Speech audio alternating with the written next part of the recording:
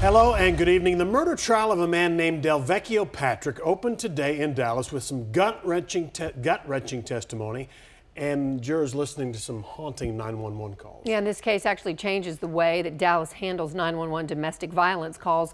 For the first time today, we heard Deanna Cook begging for her life while being attacked, and she was actually on the phone with dispatchers at the time. Fox 4's Sean Rabb has more on this gripping testimony. First here at 6. Sean. Hey, defense attorneys declared Delvecchio Patrick did not kill his ex-wife, Deanna Cook.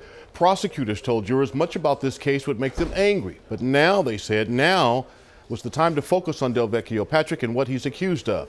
We simply cannot broadcast for you most of Deanna Cook's 911 call. Simply too graphic, too disturbing. The small part, though, that we will play, we warn you now, is not for the sensitive. How would you describe their relationship? How were they together? Rocky.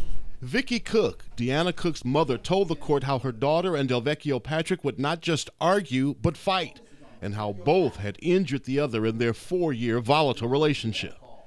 Delvecchio Patrick sat in court with a full head of hair, braided, a different look than when he was arrested, back then bald.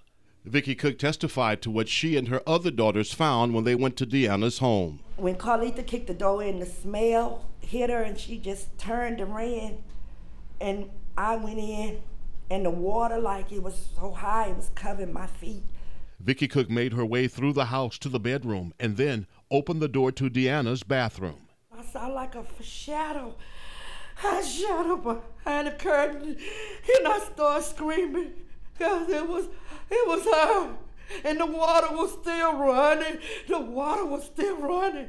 And I just said, he killed her. He said he was going to do it, and he did it. He did it. People in the gallery were crying as Vicky Cook gave her anguished testimony. Judge Brandon Birmingham called for a recess. Delvecchio Patrick sat, showing no reaction to what she described. Jurors stared in his direction. Some wiped their eyes. As court resumed, Deanna Cook's August 17th 911 call played in court, much of it too horrific to broadcast.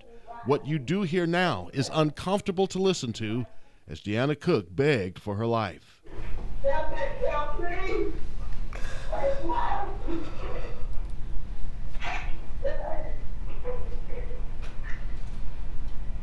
me. Asked by prosecutor Trey Stock if she could identify the male voice on the call, Vicky Cook extended her arm and glared at the defendant.